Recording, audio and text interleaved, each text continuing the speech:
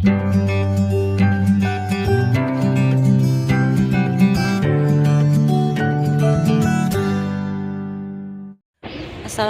warahmatullahi wabarakatuh. Selamat pagi sahabat Bias. Hari ini hari Sabtu tanggal 2 November tahun 2024. Kami semua akan melakukan manasik umroh yang bertempat di pelataran Masjid Nabawi. Selamat mengikuti kegiatan kita pagi ini, dan nanti siang akan langsung menuju Mekah Al-Mukarramah untuk melaksanakan ibadah umroh wajib kita. Dari Madinah Al-Munawwaroh, doa terbaik untuk sahabat Bias, dilancarkan segala urusannya serta dikabul segala hajat-hajat sahabat Bias, dan segera dipanggil oleh Allah Subhanahu wa taala untuk beribadah ke tanah suci. Amin ya rabbal alamin. Selamat mengikuti sahabat Bias kegiatan kami kali ini.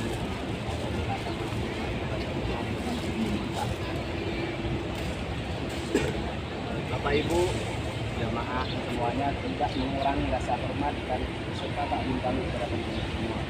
Kita berharap kepada Allah Subhanahu wa taala agar kita tetap diberikan kesehatan dan kelancaran, khususnya nanti dalam pelaksanaan ibadah umroh perdana merupakan umroh wajib bagi kita semua.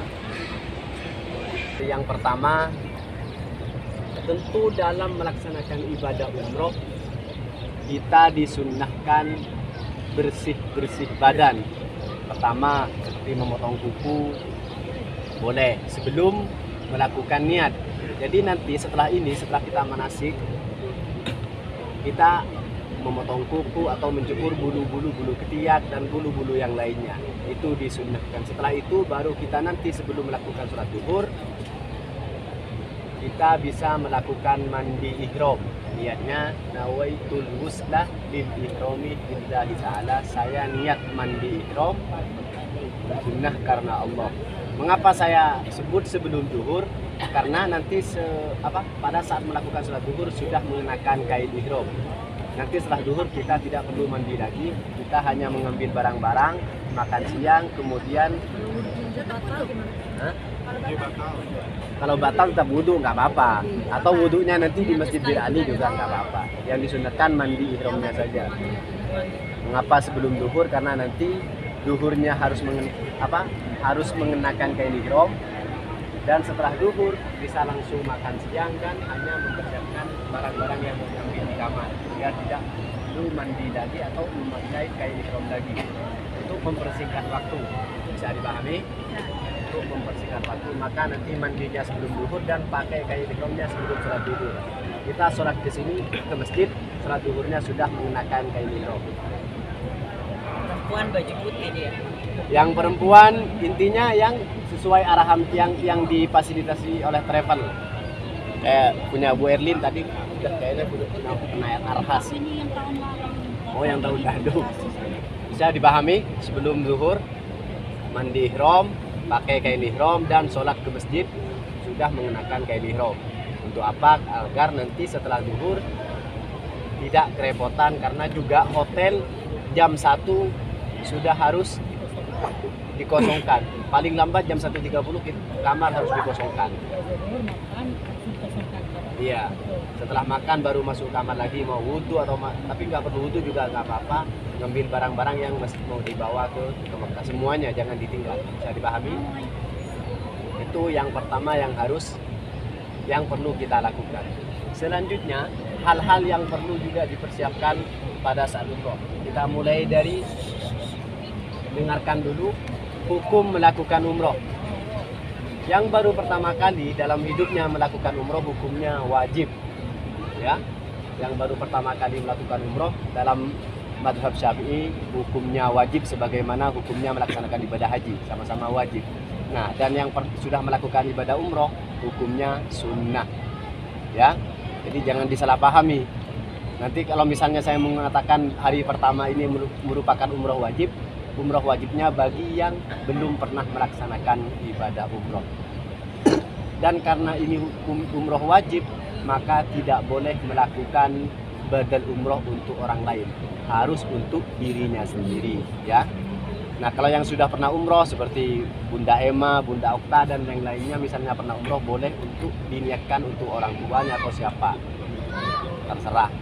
Dan ingat, yang baru pertama kali melakukan umroh harus untuk dirinya sendiri, jangan diniatkan untuk orang lain. Bisa dipahami?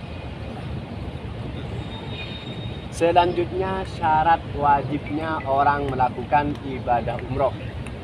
Pertama, harus beragama Islam, Islam semua kan. Yang kedua, baliw. Apa itu baliw? Sudah sampai pada batas usia. Kalau cowok sudah pernah mengalami mimpi basah, kalau yang perempuan sudah pernah haid. Insya Allah di sini yang belum baliw cuma orangnya sedikit, satu aja, yang lain semuanya sudah baliw. Dan yang ketiga, berakal. Insya Allah berakal semua, nggak ada orang gila di sini.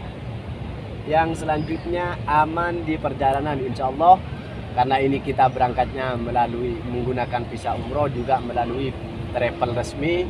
Insya Allah sudah dipastikan aman, tanpa, insya Allah juga tidak ada kendala nanti di pertengahan jalan. Walaupun ada pemeriksaan di tengah jalan, ada polisi, kita pasti aman karena kita berangkatnya secara baik-baik. Yang terakhir, mampu dari segi finansial. Sudah, kalau misalnya sudah sampai ke sini bisa dipastikan mampu dalam keadaan finansial, ya. Bisa dipahami tentang syarat wajibnya melakukan ibadah umroh. Insya Allah ini sudah layak semua. Selanjutnya, rukun melakukan umroh. Pertama, ihram. Kapan memulai ihram? Nanti di Masjid Bir Ali, bukan dari hotel sini, ya.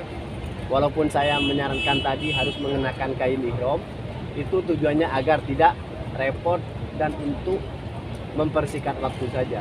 Nanti ihramnya dimulai dari Masjid Bir Ali, dekat sini. Kurang lebih setengah jam dari perjalanan dari hotel, kita berhenti sejenak di Masjid Bir Ali. Kita di sana nanti sholat sunnah ihram, kemudian masuk ke bis, memulai ihram. Memulai ihramnya dengan melakukan niat dari Masjid Bir Ali. Itu yang pertama. Memulai ihram ini sekaligus dengan niatnya. Bagaimana niatnya? Nawaitul umrata wa ahramtu biha lillahi ta'ala. Saya niat melakukan ibadah umroh beserta ihramnya karena Allah Ta'ala. Pasti. Intinya semua kegiatan pasti akan saya pandu, kecuali di kamar masing-masing. Misalnya nanti kan ada transit ke hotel, transit di hotel saya tidak bisa memastikan apa yang dikerjakan Bapak Ibu sekalian. Intinya semua kewajiban dan perintah yang harus dilakukan saat melakukan ibadah umroh akan saya pandu semuanya, termasuk larangan-larangan yang harus ditinggalkan. Setelah melakukan ihram, setelah memulai ihramnya, kita lanjutkan perjalanan menuju kota Mekah. Terlebih dahulu transit di hotel. Setelah itu kita bersama-sama melakukan tawaf. Apa itu tawaf? Setelah melakukan ihram, kita harus tawaf. Apa itu tawaf? Mengitari atau mengelilingi Ka'bah sebanyak 7 keliling atau 7 putaran. Dimulai dari Hajar Aswad dan diakhiri nanti putaran ke-7 di Hajar Aswad juga. Bisa dipahami? Mengelilingi Ka'bah 7 putaran. Kalau misalnya hanya 6 putaran atau kurang dari 7, bagaimana? Tawafnya tidak sah, harus ditambah, harus dilengkapi dengan 7 putaran, ya. Dan syarat melakukan tawaf harus suci dari hadas kecil maupun hadas besar. Jadi yang haid, untuk ibu-ibu, maka tidak boleh melakukan tawaf. Walaupun nanti niat umroh, nggak apa-apa, dalam keadaan tidak suci boleh niat umroh. Tapi kalau misalnya masih haid sampai ke Mekah, tidak boleh tawaf, harus menunggu sampai suci. Itu yang pertama, syarat tawaf. Dan syarat yang kedua juga harus suci dari hadas kecil, harus punya wudhu, ya. Harus punya wudhu. Jadi semuanya berlaku, semuanya harus dalam keadaan punya wudhu. Karena ketika batal wudhu, misalnya putaran pertama masih punya wudhu, dan putaran kedua batal wudhu atau datang bulan, maka haduk wudhu lagi, kemudian dilanjutkan tawafnya. Misalnya tadi putaran satu, putaran pertama sudah selesai, maka dilanjutkan dengan putaran kedua. Atau misalnya putaran pertama tapi masih belum selesai, belum sampai Hajar Aswad, maka bagaimana? Harus diulang dari awal. Intinya harus dimulai dari Hajar Aswad. Hitungan tersebut harus dari Hajar Aswad ke Hajar Aswad lagi. Jadi misalnya di sini Hajar Aswad, maka sampai sini lagi baru satu. Nah, kalau misalnya di sini batal, masih hanya beberapa langkah atau tinggal sedikit lagi, belum sampai Hajar Aswad sudah batal wudhunya atau haid, maka setelah suci harus dimulai lagi dari Hajar Aswad. Jangan dari sini, harus dimulai dari awal hitungan dari Hajar Aswad. Iya. Harus nyambung dari Hajar Aswad ke Hajar Aswad. Nggak dipahami? Kalau misalnya tadi kan kita tentu nih, berarti kan rombongan jalan terus kan, nggak Iya. nungguin kita kan? Ya nggak nungguin. Berarti kita ngitung sendiri. Kita mandiri, ambil wudhunya mandiri, ngitung menyempurnakan tawafnya juga mandiri. Ngitung sendiri tuh. Iya, dihitung sendiri. Makanya usahakan sebelum berangkat dari hotel pastikan sudah punya wudhu. Dan yang berlaku ini yang harus suci dari hadas kecil maupun hadas besar hanya pelaksanaan tawaf saja. Setelah tawaf kita masuk ke tempat sa'i, tidak disarankan punya wudhu atau tempat wudhunya tidak terlalu jauh, kurang lebih 30 meter dari area tawaf ke belakang di dalam masjid. Kalau mau kencing nggak ada, harus keluar. Hanya menyediakan tempat wudhu saja di dalam masjid. Mengenakan kain ihramnya nanti saya praktekkan. Kain ihramnya di bahu kanannya dulu. Ya. Jadi nanti saya praktekkan. Jadi praktiknya begini. Praktiknya begini kain ihramnya, ya. Nanti saya terakhir saya praktekkan menggunakan kain ihram. Itu bapak-bapak. Selanjutnya setelah tawaf, ya. Juga ini perlu diperhatikan pada saat pelaksanaan tawaf, ini kan saya yang memandu di depan nanti termasuk bacaan doa. Kalau misalnya tidak bisa mendengar apa yang saya baca, tidak bisa mengikuti, jangan khawatir umrohnya tidak sah. Karena apa? Karena dalam ibadah umroh tidak ada bacaan yang diwajibkan. Dalam tawaf maupun sa'i tidak ada bacaan yang diwajibkan. Yang diwajibkan hanya melafazkan niat dalam hati, ya. Setelah itu mau baca talbiyah atau enggak, nanti tawaf atau sa'inya tidak baca doa apapun, itu tidak mengganggu terhadap sahnya umroh kita. Namun yang lebih utama memperbanyak bacaan doa ataupun sholawat dan juga istighfar, ya. Setelah melakukan tawaf, rukunnya umroh yang selanjutnya adalah melakukan sa'i. Apa itu sa'i?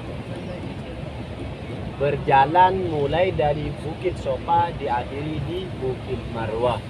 Jadi nanti setelah tawaf kita melanjutkan perjalanan menuju Bukit Sofa. Nah, di sana mulai terhitung kita berjalan menuju Bukit Marwah dan dilanjutkan ke Sofa lagi, Marwah, Sofa, Marwah, Sofa, dan terakhir Marwah sebanyak 7 kali.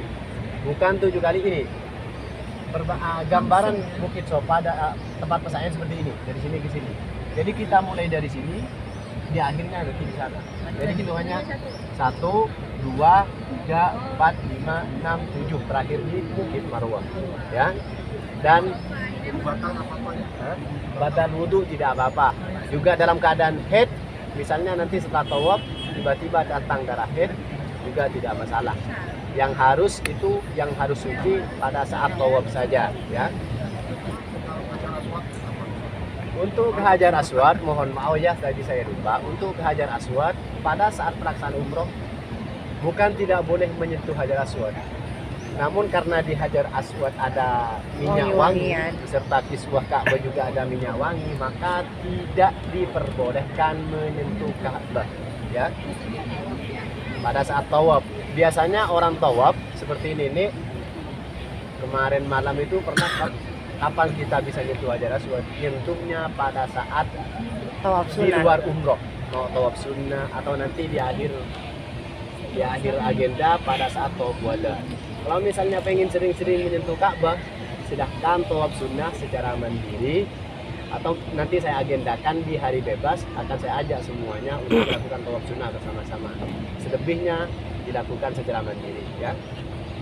Kalau mau menyentuh Ka'bah ataupun Hajar Aswad. Tapi saya tidak menyarankan untuk Hajar Aswad karena apa? Demi menjaga keamanan dan kesehatan Keselamatan. Bapak Ibu sekalian. Karena di sana itu sangat rame dan pengennya itu nerobos sendiri tanpa memikirkan orang lain.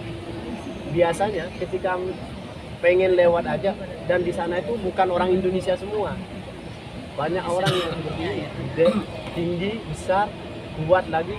Kita di ini aja udah terlempar. Makanya saya tidak menyarankan. Kalau misalnya maksa silahkan.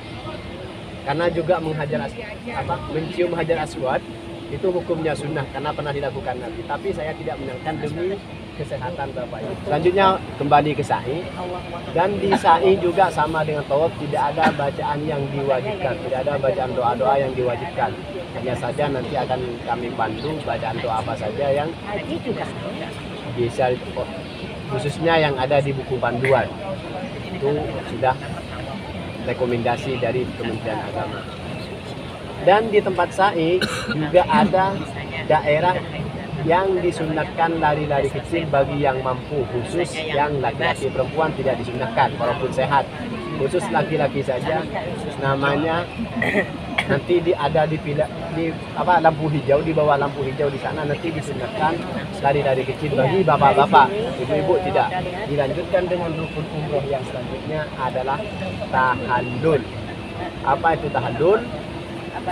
Mencukur sebagian rambut, paling sedikitnya 3 helai rambut, atau selain mencukur juga mencabutnya boleh. Cabut atau mencukur, nanti saya siapkan gunting, kita cukur bersama-sama. Saya dipahami. Setelah itu rukun umroh atau kita dalam ihram kita sudah bebas. Setelah kita niat dari Masjid Bir Ali, lanjutkan tawaf, sa'i, dan tahallul, kita sudah seperti biasa kembali.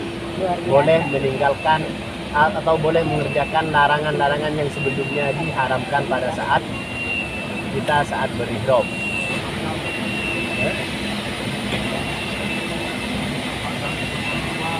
Nah, kalau sudah melakukan umroh, bisa misalnya tidak capek, bisa berangkat lagi, niat lagi. Jangan langsung tawaf, harus memulai niat, ya.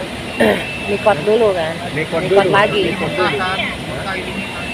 Nanti akan melewati Masjid Aisyah. Jangan setelah tahallul kita masuk lagi ke Ka'bah, tawaf lagi. Tidak. Bukan tidak boleh, tidak sah. Harus mikot keluar dari tanah haram Mekah. Nanti saya tunjukkan di sini ada namanya Masjid Aisyah.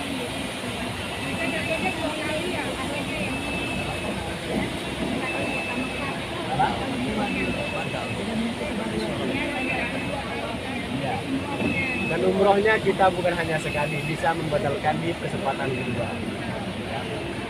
Dan juga nanti ada hari bebas kalau misalnya mau umroh juga, mau umroh mandiri atau bersama-sama rombongan, nanti saya agendakan, ya. Saat melakukan tawaf, dimaksudkan sambil makan atau minum. Maksud, misalnya bawa cemilan, lapar, yang ini yang kecil. Nah, yang suka ngemil kalau tawaf berhenti dulu ya. Bukan tidak boleh, kalau bisa ditinggalkan berhenti dulu tawaf, minum. Maksudnya jangan sambil keliling sambil makan atau minum. Itu dimaksudkan, ya. Minum juga, tapi maksudnya saat jalan. Kalau misalnya mau minum berhenti dulu, kita lanjutkan. Misalnya sampai putaran keberapa, berhenti dulu. Kemudian misalnya putaran kelima lanjutkan dari hajar aswad lagi. Berlaku untuk semuanya. Pertama, bersentuhan kulit dengan lawan jenis, misalnya dengan istrinya, disertai dengan syahwat. Kalau hanya gandengan tangan tanpa disertai syahwat, itu tidak diharamkan. Maksudnya bergandengan tangan tersebut atau bersentuhan tersebut jika disertai syahwat. Makanya tahan dulu, Pak. Tapi ada dispensasi, ada keringanan pada saat melakukan tawaf nanti, misalnya bersentuhan, hanya bersentuhan saja tidak dapat membatalkan wudhu.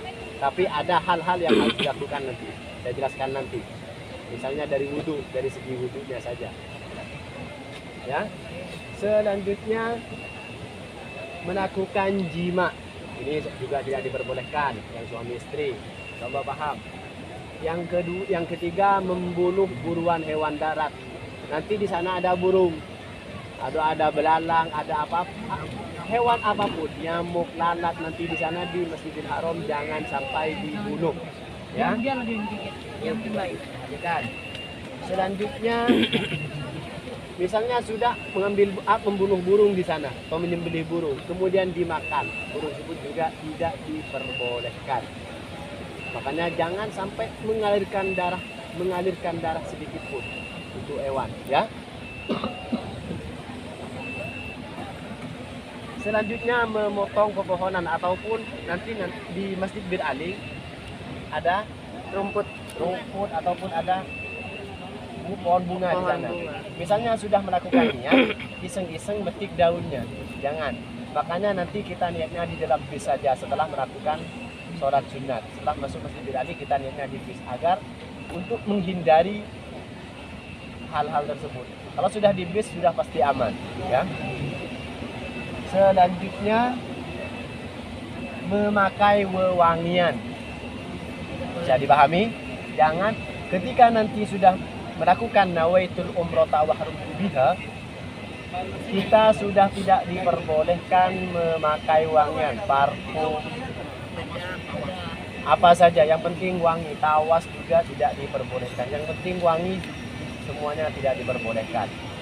Dan juga ini masalah sabun, nanti kan transit di hotel, makan malam, mungkin tangannya ada misalnya lautnya pakai ikan dan ikan laut rasa amis. Masalah cuci tangan pakai sabun, kalau Bapak Ibu sekalian menganggap sabun itu wangi, maka tidak diperbolehkan. Kalau menganggap sabun hanya pembersih saja, ini dalam mazhab Syafi'i, kalau hanya menganggap pembersih saja tidak wangi, itu tidak dimasalahkan. Tapi rata-rata sabun di dunia ini semuanya wangi, maka hindari hal tersebut untuk kehati-hatian kita, ya. Sikat gigi juga karena pastanya wangi, mohon ditinggalkan, ya. Intinya yang wangi, semua hal-hal yang wangi jangan dilakukan, jangan sampai disemprotkan ataupun dioleskan ke badan. Wangi badan saja. Deodoran boleh, tapi dari sini, dari hotel, ya. Baunya bau surga nanti saja insya Insya Allah Allah ya. baunya bau surga. Gak apa-apa, karena kan baunya bukan makanan di shop. Gak apa-apa. Ya. Sudah ada baunya lagi. Sudah dipahami? Selanjutnya minyak rambut, apapun jenis minyak rambut tidak diperbolehkan pada saat ihram. Makanya nanti nggak apa-apa walaupun rambutnya yang agak jelek seperti saya, nggak perlu. Walaupun agak keriting juga nggak apa-apa, nggak perlu diolesi minyak rambut. Selanjutnya juga pada saat mulai kita mengucapkan nawaitul umrata wa haram biha, nanti di Masjid Bir Ali sudah tidak diperbolehkan memotong rambut ataupun memotong kuku. Paham? Makanya saya nanti akan pandu semuanya, akan saya ingatkan lagi tentang hal ini. Selanjutnya menikah ataupun menikahkan. Ada yang mau menikah nggak di sini? Atau yang mau jadi penghulu nggak ada di sini? Itu semuanya tidak diperbolehkan. Nah, ini mungkin ada yang pertanyaan misalnya tentang orang yang mengatakan membuka aurat wajib membayar dam ataupun bayar fidyah. Itu tidak diwajibkan. Hanya saja dosa pada syariat saja. Pada saat tidak ada larangan khusus untuk umroh, ya, membuka aurat. Bukan memperbolehkan membuka aurat, tetap tidak boleh karena namanya orang Islam. Namun pada saat umroh tidak mewajibkan bayar dam ataupun fidyah, ya. Itu perlu dipahami.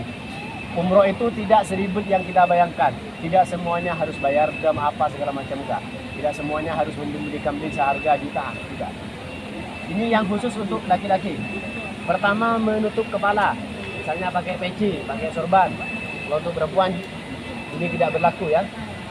Memakai peci ataupun sorban dan sebagainya, intinya menutup kepala tidak diperbolehkan pada saat berihram, ya. Mulai kapan berlakunya? Mulai dari melakukan niat sampai nanti kita tahallul. Selain menutup kepala juga tidak boleh memakai pakaian yang berjahit, memakai CD, celana dalam, kaos kaki, ikat pinggang yang seperti punya Pak siapa semua, saudaranya Pak ini. ikat pinggang yang diperbolehkan, ikat pinggang yang disediakan oleh travel. Itu sudah standar Kementerian Agama. Ya. Tidak boleh memakai pakaian yang berjahit, sepatu, kaos kaki tidak diperbolehkan, ya. Celana dalam, kaos, pokoknya semua kecuali 2 helai kain hitam, ya. Itu saja. Sekarang yang untuk perempuan tidak boleh menutup wajah, masker, cadar tidak diperbolehkan, ya. Selanjutnya menutup telapak tangan. Nah, kalau mukena yang disediakan oleh travel, yang standar travel biasanya telapak tangan terbuka, hanya di sini tertutup dan biasanya ada Pengait. ada pengaitnya di sini. Itu yang standar travel itu masih diperbolehkan karena tidak menutup secara keseluruhan. Yang tidak diperbolehkan misalnya mukenanya kepanjangan sampai menutup seluruh bagian telapak tangan, itu tidak diperbolehkan. Nah, itu bukan menutup. Memang saya pendek. Kalau jilbabnya sampai ke bawah itu bukan menutup. Memang yang dimaksud menutup itu seperti ada sarung apa? Seperti sarung tangan ataupun berbentuk lengan sampai menutupi telapak tangan sepenuhnya. Kalau seperti mukena ini Kalau boleh. seperti mukena itu bukan menutup karena memang panjang. Nah, itu kan terbuka. Boleh itu. Nah, pakainya begini. Dan biasanya ada pengaitnya. Ada.